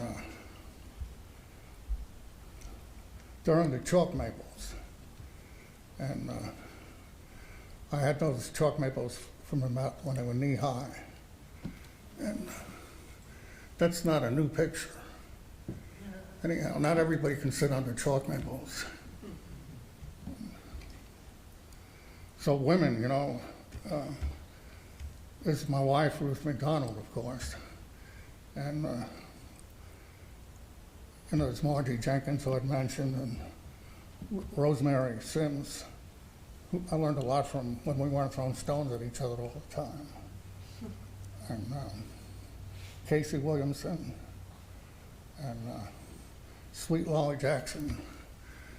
And we collaborated on a few jobs, and many, many clients, because I worked with a lot of women. And I've learned things from all of them. So I didn't come to Texas absolutely new to the field, so to say. I mean, I didn't know anything about broadleaf evergreens. Fortunately, I never had to plant very much, never planted a ligustrum. But pittosporums and all that, we didn't plant them. And Lynn didn't necessarily reject plants because they weren't native. He rejected things that were mass-produced, you know, clones. Houston used to be a landscape with essentially 20 plants, and it was easy to do something different. He was initially interested in food. You know, he introduced things like Citrus ichanensis and Citrus taiwanica. And he was really into fruit trees too. And he always promoted pawpaws. But I'd worked for 2 nurseries in Colorado and 2 up east. And I knew a nurseryman when I was a kid. His name was Guy Nearing. And he's probably the reason I got into landscaping and nursery work. And he was like a Renaissance man. And I went up Mount Washington several times. And several times up Slide Mountain, which is the tallest in the Catskills. That was a real little pocket of trees that were never cut. And there's no such thing as uncut forests in the East Coast. Nearly everything's been cut. And it'll be huge hemlocks. And then I went to a place called Sanders Point, where we went into crevices. Most people say crevasses. But there was permanent snow in these crevices. You know, the snow never melted. There was distribution of plants that were only on Mount Washington, above the Arctic Circle. And it was fire managed. The tops of the mountain were all blueberries. And I went to annual trips to the Pine Barrens in New Jersey. And those were fire maintained landscapes too, from way before Europeans came. That's cranberries and blueberries. That's where the initial selections of high bush blueberries came from. So, and then Guy Nearing, he was really into lichens and mushrooms and mosses. So when we went out on walks, they were really slow. If you're looking at lichens and mosses, they're really slow. And well, I was young and I didn't take advantage of all that. But so with Glenn Lowry, I found someone that was really easy to follow, and I was privileged to work for him. Let us stop now. Someone told me I only had a minute. You just over a minute.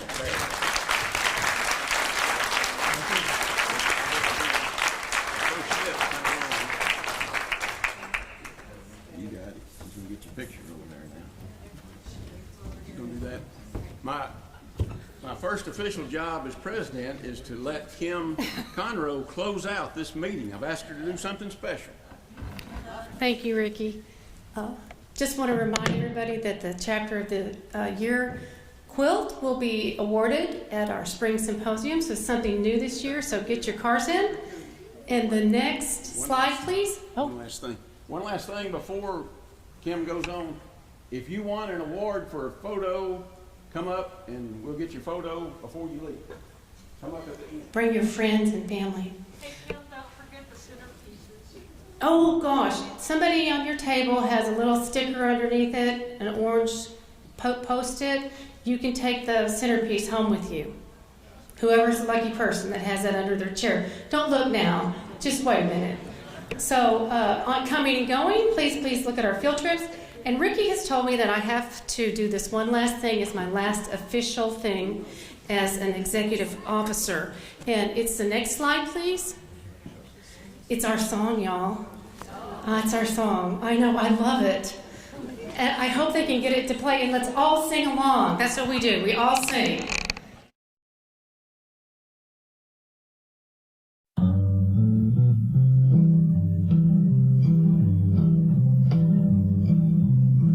The native plants of Texas are the only plants for me. They grow high up in the mountains, cross the plains down to the sea. From Red River to the Rio Grande, Big Bend to the Gulf of Mexico. The native plants of Texas are the best plants you will know. Blue bonnets on the roadsides, bursting into blooms of blue and bold. Indian blankets, Mexican hats, turn that blue to red and gold. There's a rainbow of colors in biodiversity, and the native plants of Texas are the best for you and me.